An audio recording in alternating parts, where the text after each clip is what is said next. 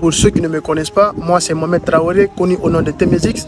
Je suis coach sportif, à la fois sportif. Ici, je vous parlerai du sport, de la santé et du bien-être. Je crée des contenus fitness, motivation et conseils. En dehors de ça, je parle de ma communauté, je parle de mon continent. Et en tant que révolutionnaire, je parle bien de ma peau de couleur. Car je me suis rendu compte qu'on ne peut plus compter sur ces dirigeants oppresseurs afin de libérer le continent africain. Vous savez, dire aux cons qu'ils sont cons ne fait pas d'eux des gens intelligents. Donc, je m'adresse exactement aux Ivoiriens parce qu'ils ne voient rien. Ils ne voient rien, c'est-à-dire les Ivoiriens, ils sont trop friands de bus. Donc, comme je disais dans l'une de mes vidéos, la Côte d'Ivoire est un dépotoir. C'est-à-dire la Côte d'Ivoire est devenue aujourd'hui une industrie, une usine de futilité, une industrie d'inutilité. C'est-à-dire, je ne sais pas comment vous qualifier, mais c'est une honte. Pendant ce temps, le pays est menacé.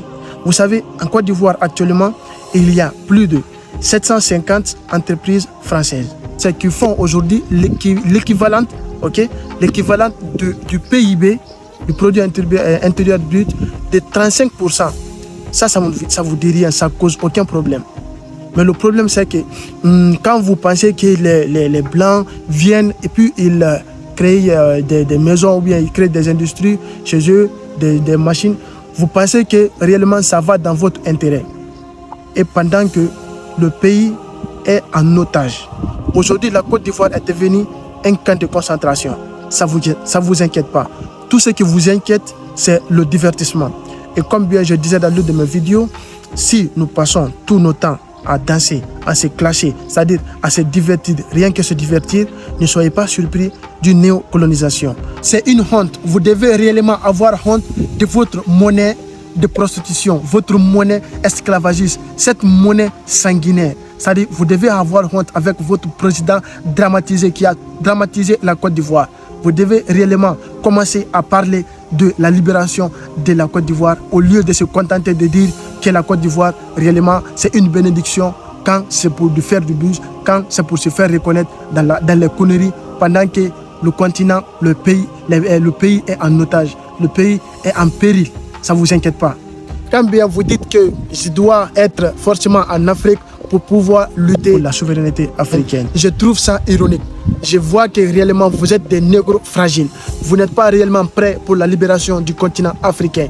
Rien ne m'empêche de lutter pour la souveraineté africaine. Partout où je suis, partout où je m'y trouve, je peux réellement lutter pour la souveraineté de mon continent, la souveraineté de ma patrie, la dignité et le respect de ma terre-mère.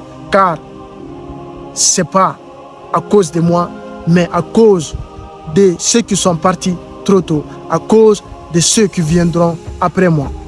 Et bien, comme disait Mobutu, j'ai chassé le colonialisme chez moi, et bien, il reviendra un jour par la grâce ou par l'intermédiaire d'un indigne fils du pays. Et c'est ce qu'on voit aujourd'hui. Réellement, les Africains, ils sont prêts pour tout, à faire du mal aux autres Africains pour que nous tous, nous soyons en retard, juste à cause de l'intérêt personnel. Donc, ce n'est pas pour vous élargir beaucoup cette histoire.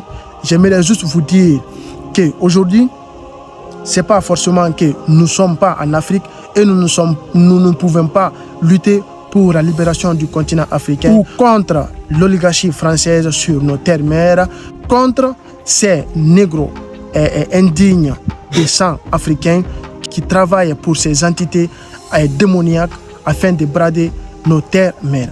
Aujourd'hui, je vous dis que si nous restons derrière ces pseudo africains qui sont pour nous des Africains qui sont rien que des travailleurs, des néocolonialisés, qui sont ici pour leur intérêt, qui parlent de nos noms et qui se font de l'argent à nos noms afin de mettre des terreurs sur nos terres-mères.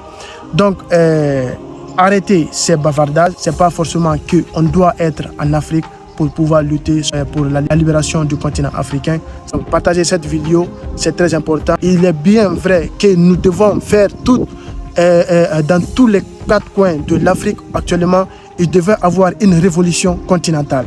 est bien vrai. Et bien sûr que oui, il doit avoir une révolution continentale afin de libérer le continent africain.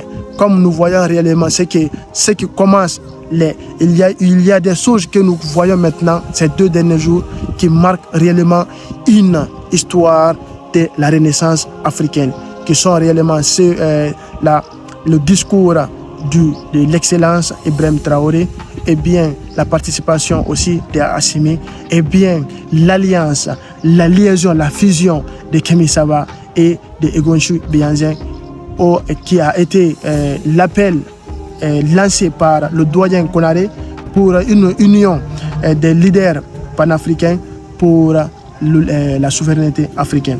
Donc, sans plus tarder, je vais rester dans ce cadre pour vous dire qu'aujourd'hui, nous devons tous être en même diapason pour pouvoir prendre des mobiles, pour pouvoir parler de son continent, de sa patrie, de sa liberté et de sa souveraineté.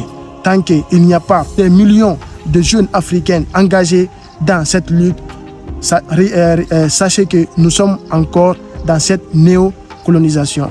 Et croyez-moi, la dernière population ou le dernier pays à sortir du néocolonialisme ou du colonialisme, disons, c'est vraiment la Côte d'Ivoire.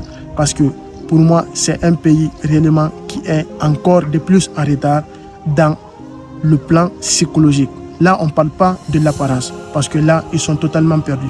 Donc, faites attention à vous et arrêtez trop se divertir, parce que ça va dans leur intérêt. Pendant que nous passons tout notre temps à se divertir, et ils sont là à planifier des choses, à mettre en otage le continent. Ensemble, faisons une réflexion collective.